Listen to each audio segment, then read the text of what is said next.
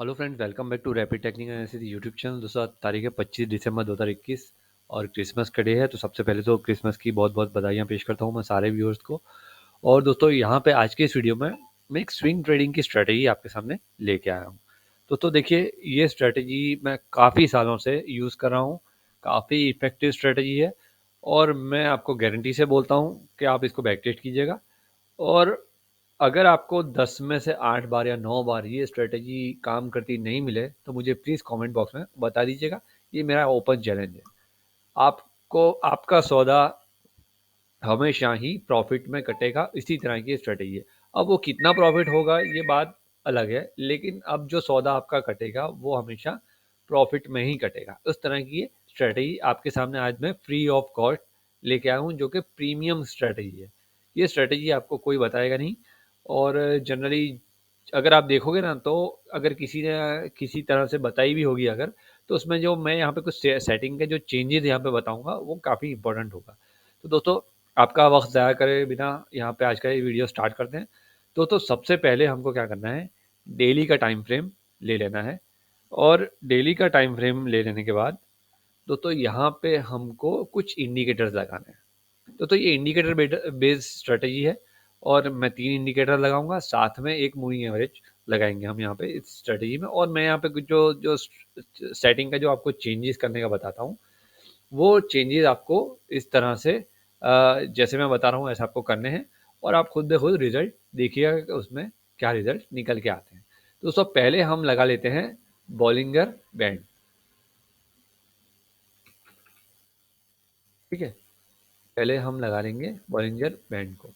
इसमें दोस्तों यहाँ पे सेटिंग में जाके, स्टाइल में जाके, इसका जो बैकग्राउंड है इसको हम ये जो टिक है इसको हम निकाल देंगे ताकि ये ट्रांसपेरेंट हो जाए। ठीक है, अब हमने ये बॉलिंजर बैंड लगा दिया। उसके बाद दोस्तों अगला हमको लेना है स्टोकेस्टिक आरएसआई। दोस्तों ध्यान से देखिएगा, एक के बाद एक स्टेप जो मैं बता रहा हूँ उस तरह से आपको करना है। ठीक है, उसके बाद आपको लेना है यहाँ पे एक और इंडिकेटर लगाना है, MACD। ठीक है, MACD में हिस्टोग्राम होना चाहिए, यानी ये जो आपको बार दिख रहे हैं ना, ये होने चाहिए पर्दियात। आपको अगर फायर या जीरोदा यूज़ करते हैं तो आपको इसमें होंगे ही, देखने मिलेंगे। लेकिन अगर किसी में नहीं है तो आपको कुछ सेटिंग्स करने पड़ेंगे मैन्युअली। तो दोस्तों अभी हमने फिलहाल इतना लगा दिया है। अब इसके अलावा स्टोकेस्टिक आरएसआई में जो है वो यहाँ पे आपको एक सेटिंग चेंज करना है। यहाँ पे आपको इनपुट में जाना है और यहाँ पे 3 के बदले पाई कर देना है। दोस्तों ध्यान से देखिएगा, ये जो सारे मैं सेटिंग आपको बता रहा हूँ, छोटा सा वीडियो बनेगा लेकिन बहुत ही इफेक्टिव बनेगा। ठीक है, अब यहाँ पे ध्यान से, आप पूरा ध्यान लगाकर यहाँ पे देखिएगा जो मैं स्ट्रेटेजी आपको समझाने वाला हूँ इसमें। अब दोस्तों हमने यहाँ पे ये सारी चीज़ें लगा ली। अब यहाँ पे एक और हमको मूविंग एवरेज लगानी है। यहाँ पे लगानी है हमको सिंपल मूविंग एवरेज। आप यहाँ पे मूविंग एवरेज लिखोगे ना, तो यहाँ पे ये सिंपल मूविंग एवरेज ऐसे में, एक्सपोनेंशियल नहीं है ये। ठीक है, सिंपल मूविंग एवरेज है, 9 डेज की डिफ़ॉल्ट है। ठीक है, तो हमको 9 डेज ही रखना है इसमें। अब ये जो इसका जो मूविंग एवरेज का कलर है ये मैं यहाँ पे चेंज कर देता हूँ, क्योंकि ऑलरेडी वो ब्लू कलर की है। तो यहाँ पे इसका मैं कलर चेंज करके इसको मैं रेड कर देता हूँ। ठीक है, चलिए अब यहाँ पे हमारा खेल स्टार्ट होगा। ठीक है, अब यहाँ तक आपको समझ में आ गया? नहीं समझ में आया तो प्लीज़ इस वीडियो को दोबारा से देखिएगा और अगेन आप यहाँ से इस तरह से मैंने जो बताया इस तरह से सेटिंग कीजिएगा। अब सबसे इम्पोर्टेंट चीज़, अगर आप एक्सपीरियंस ट्रेडर हैं तो फिर आप नॉर्मल कैंडलस्टिक्स पैटर्न्स पे ही काम कर सकते हैं। लेकिन अगर आप बिगिनर हैं या आपको ज़्यादा टेक्निकल्स का नॉलेज नहीं है, तो आपको क्या करना है, आपको दोस्तों सिर्फ और सिर्फ यहाँ पे कैंडल्स में जाना है और कैंडल्स में जाने के बाद हाइकेनाशी कैंडलस्टिक पैटर्न सिलेक्ट कर लेनी है। ठीक है, काफ़ी सिंपल सी स्ट्रेटजी है। ठीक है, अब यहाँ पे आपको एक चीज़ ध्यान रखनी है कि जो भी स्टॉक्स में हम काम करने वाले हैं, तो ये स्ट्रेटजी स्टॉक्स में ज़्यादा इफेक्टिव काम करेगी। और आपको स्टॉक्स ऐसे लेने हैं जो ए क्वालिटी के स्टॉक हैं, यानी कि आप निफ्टी टॉप 200 में से ले सकते हैं, टॉप 300 में से ले सकते हैं। और आपको एक चीज़ का और ध्यान रखना है कि जो स्टॉक की टिकट साइज़ है ना, वो 200 रुपये से ज़्यादा होनी चाहिए, तो आपको इसमें रिजल्ट और ज़्यादा बेहतर मिलेंगे। दोस्तों वो क्यों होगा, कैसे होगा, वो आप बैक टेस्ट करके देख लेना। कि मैंने क्यों ये कंडीशन रखी है। इससे छोटे में भी काम करेगी स्ट्रेटजी, ऐसा ये नहीं करेगी, लेकिन दोस्तों उसमें आपको नॉइज़ ज़्यादा दिखाई देगी। ठीक है, तो आप बैक टेस्ट करोगे तो आपको सारी चीज़ें पता चली जाएंगी। अगर मैं सारी चीज़ें यहाँ पे इस वीडियो में बताने बैठूंगा तो काफ़ी लंबा वीडियो हो जाएगा और आपको थोड़ा बोरिंग लगेगा। तो चलिए यहाँ पे अब एग्जैक्टली हमारी स्ट्रेटजी पर आते हैं। तो दोस्तों हम यहाँ पे किसी भी स्टॉक को सिलेक्ट कर लेते हैं। चलिए हम पहले आईसीआईसीआई या चलिए हम यूपीएल को ले लेते हैं। चलिए कोई भी स्टॉक ले लेते हैं, क्योंकि ट्रेडर फ्रेंडली भी स्टॉक होना चाहिए ना, क्योंकि उसमें वॉल्यूम होना चाहिए, उसमें डेली ट्रेड्स होने चाहिए बड़े बड़े। तो इस तरह की हमको स्टॉक्स की ज़रूरत है। तो दोस्तों हमने यूपीएल का चार्ट लगा लिया है। अब दोस्तों यहाँ से हमको सिर्फ ट्रेंड फाइंड करना है। ठीक है, अब यहाँ पे एक चीज़ आपको ध्यान रखिए कि भाई यहाँ से हम स्टार्ट करते हैं कि भाई ये जो प्राइस है, ये जो कैंडल्स बनी है, ये बॉलिंजर के नीचे के जो बैंड है इसको यहाँ पे टच कर रही है। और यहाँ पे स्टोकेस्टिक आरएस जो एमएसएडी है, एमएसएडी यहाँ पे फियर जोन में है। ठीक है, और यहाँ पे स्टोकेस्टिक आरएसआई भी कहाँ पे है, फियर जोन में है, यानी कि ये सप्लाई जोन है, सॉरी डिमांड जोन है। ठीक है, यहाँ पे ये डिमांड जोन है और यहाँ पे इसकी डिमांड होगी और प्राइस ऊपर जाएगा, यानी कि ये हमारा एंट्री जोन है। अब सिंपल लैंग्वेज में समझिएगा, सप्लाई डिमांड ये वो सब धतिंग जाने दीजिए आप, और आप एक सिंपल सी चीज़ याद रखिएगा कि भाई ये जब ये कंडीशन होती है कि फियर जोन में स्टोकेस्टिक आरएसआई हो, एमएससीडी यहाँ पे नीचे फियर जोन में हो और यहाँ पे प्राइस भी बॉलिंजर के नीचे की साइड, ये नीचे के बैंड के आसपास हो, तो ये यहाँ पे कहीं ना कहीं हमें एक बाय एंट्री की एक तलाश रहेगी। ठीक है, हमको यहाँ पे बाय करना है। अब बाय कहाँ करना है, आपको ये चीज़ खास ध्यान रखनी है। आपको ये जो कलर्स है ना, ये इस पे ध्यान रखना है। आपको ये देखना है कि भाई ये जो हमको रेड कलर्स के जो कैंडल्स, आइकनशी कैंडलस्टिक यहाँ पे दिख रही है, इसमें जो भी कैंडल दो, तो एक एक चीज़ ध्यान रखिएगा, इसमें मैं दो तरीके से बता रहा हूँ। एक पहले आपको इस तरह से बताता हूँ, अगर रिस्की ट्रेडर हो तो आप इस तरह से ट्रेड करना। जो भी कैंडल, ये जो रेड कैंडल जो जो सबसे बड़ी वाली, जो यानी सबसे जो लास्ट रेड कैंडल है, उसके ऊपर क्लोज करती है, तो आप यहाँ पे एंट्री ले सकते हैं और ये आपका स्टॉप लॉस रहेगा। ठीक है दोस्तों, ये यहाँ पे अगर रिस्की ट्रेडर है तो आपका ये स्टॉप लॉस रहेगा। और यहाँ से आपको आपको यहाँ पे आपके जो टारगेट्स होंगे, वो टारगेट्स क्या होगा, यहाँ पे हमने एंट्री तो कर लिया, अब हमारा टारगेट क्या होगा।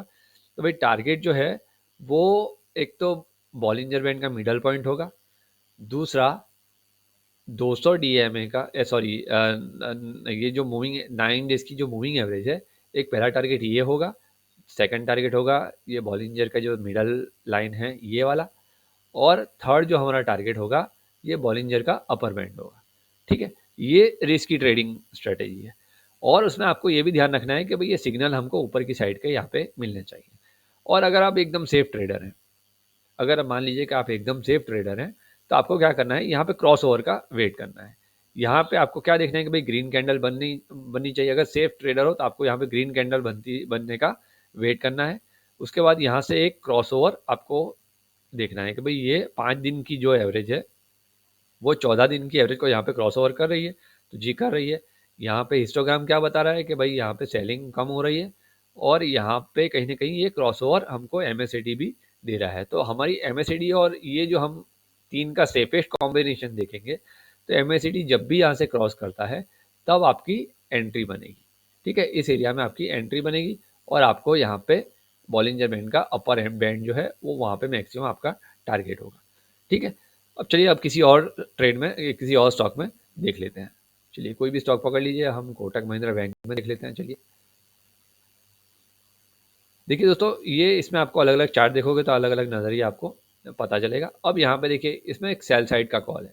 अब जैसे मैंने बाय साइड बताया, इस तरह से आप सेल साइड भी ले सकते हैं। यहाँ पे दोस्तों क्या हुआ है कि भाई यहाँ पे एक अपर ट्रेंड चल रहा था ऊपर की साइड, और यहाँ से एक हमको एक नेगेटिव कैंडल इसके नीचे क्लोजिंग देखने मिला है। और यहाँ पे आरएसआई क्या बोल रहा है, स्टोकेस्टिक आरएसआई भी बता रहा है कि भाई मैं नीचे क्रॉसओवर कर रहा हूँ। और यहाँ पे ये जो एमएससीडी का जो क्रॉसओवर है, ये भी यहाँ पे कहीं ना कहीं हमको बनता दिखाई दे रहा है। प्लस हिस्टोग्राम क्या बता रहा है कि हिस्टोग्राम बता रहा है कि भाई यहाँ से अब बाइंग कम हो रही है और यहाँ पे सेल साइड ये जा रहा है। तो आपको यहाँ पे शॉर्ट करना है इस स्टॉप लॉस के साथ। दोस्तों अगेन यहाँ पे देखिए, ये कोई पर्सनल बाइंग सेलिंग की रिकमेंडेशन नहीं है, ये सिर्फ एक टेक्निकल स्ट्रेटजी है। आप इसको बैक टेस्ट करके देखिएगा। कोई भी मैं पर्सनल बाइंग सेलिंग की आपको इस स्ट्रेटजी के अकॉर्डिंग मैं सलाह नहीं दे रहा हूँ। डिस्क्लेमर को आप ध्यान रख के ही आप इसमें इस स्ट्रेटजी को फॉलो कीजिएगा। अब हमारी कंडीशन के अकॉर्डिंग दोस्तों, यहाँ पे हमारा पहला टारगेट उसी कैंडल ने अचीव कर दिया, दूसरा टारगेट यहाँ पे अचीव हो गया जो सेंटर लाइन का, और तीसरा जो टारगेट था वो बॉलिंजर का जो नीचे का लास्ट पॉइंट, ये यहाँ पे अचीव हो गया है। लेकिन दोस्तों यहाँ पे अब क्रॉसओवर का हमको वेट करना है कि जब यहाँ से क्रॉसओवर होगा, जब हम सौदा काट देंगे। तो दोस्तों यहाँ पे क्रॉसओवर हुआ है, यहाँ पे कैंडल भी बनी है, इसके ऊपर भी क्लोज हुई है, लेकिन यहाँ पे एमएससीडी क्या बता रहा है, एमएससीडी ने अभी तक क्रॉसओवर नहीं दिया है, और यहाँ पे हिस्टोग्राम भी बता रहा है कि भाई ये नीचे की साइड ही है, अभी इसमें कोई बाइंग की जगह नहीं बन रही। तो आपको यहाँ पे बाय नहीं करना है, आपको इस सौदे को कंटिन्यू करना है, ठीक है। अब जब भी यहाँ पे बाय सिग्नल मिलेगा, यहाँ पे भले आरएसआई आपको क्रॉस ओवर दे रहा है, लेकिन क्रॉस ओवर के साथ साथ ये क्रॉस ओवर थोड़ा ऊपर हो, यानी ये पियर जोन से थोड़ा ऊपर क्रॉस ओवर होना चाहिए। और ये जो एमएससीडी का क्रॉस ओवर है, यहाँ पे हमको इसमें भी क्रॉस ओवर देखना चाहिए, और हिस्टोग्राम भी हमको पॉजिटिव यहाँ पे सिग्नल देना चाहिए। तो अब देखिए यहाँ पे थोड़ा बैक टेस्ट करते हैं। चलिए अब इसको हम यहाँ से देख लेते हैं। चलिए अब इस जगह पे मान लीजिए कि यहाँ पे आप ट्रेड ले रहे हैं। चलिए ये कोटक बैंक का ही मैं बैक टेस्ट करके आपको दिखाता हूँ कि भाई इस एरिया में यहाँ पे क्या है, बैंड बहुत ही नैरो बैंड हो गया था, और यहाँ पे एक साइडवेज मार्केट था, और साइडवेज मार्केट में ये स्ट्रेटेजी दोस्तों इतनी इफेक्टिव काम नहीं करेगी, लेकिन दोस्तों ट्रेंडिंग मार्केट में बेहतरीन काम करेगी। और जो भी स्टॉक में ट्रेंडिंग एक ट्रेंड आपको देखने मिले, ऐसे स्टॉक में ही आप इसको अप्लाई कीजिएगा, और साइडवेज स्टॉक्स जो भी हो उसमें आप अप्लाई करोगे तो आपको नॉइज़ ज़्यादा मिलेगी। दोस्तों ये सारी चीज़ें आपको थोड़ी कंडीशन इसमें ध्यान रखनी है। अब चलिए यहाँ पे कोटक बैंक के ही बारे में बात कर लेते हैं। तो यहाँ पे एक ट्रेंड हमको नीचे का दिखाई दे रहा था बॉलिंजर बैंड में, यहाँ पे नीचे के बैंड पे ये प्राइस टच हुआ है, और उसके बाद यहाँ पे देखिए क्रॉसओवर हमको एमएससीडी में देखने मिला है। स्टॉकेस्टिक आरएसआई का भी क्रॉसओवर यहाँ पे हमको दिखाई दे रहा है। साथ साथ में हिस्टोग्राम क्या बता रहा है कि भाई यहाँ पे सेलिंग कम हो रही है, और कहीं ना कहीं ये बाइंग की साइड जा रहा है। तो हमको 3 कंडीशन चाहिए, 1 2 3, ये 3 कंडीशन है, stochastic RSI, MSCD crossover, histogram, और ये कैंडल इसके ऊपर क्लोज करनी चाहिए, ठीक है। तो यहाँ पे ये कैंडल इसने क्लोज की, और हमको अगले दिन बाय करना है। तो हमने मान लीजिए 1710 पे बाइंग किया, और हमको यहाँ पे जो हमारा टारगेट था, क्योंकि ये जो मिडल लाइन थी वो तो ऑलरेडी यहाँ पे टच हो गई है, नीचे के जो 2 पहले टारगेट थे वो तो टच हो गए। तो हमको हमारा टारगेट क्या होगा, ये जो बॉलिंजर बैंड का अपर बैंड है वो हमारा टारगेट होगा। तो हमने एंट्री कहाँ की है, भाई देखिए हाइकनेशी कैंडल है, तो ये कैंडल हमेशा स्टार्ट यहाँ से होगी, ठीक है।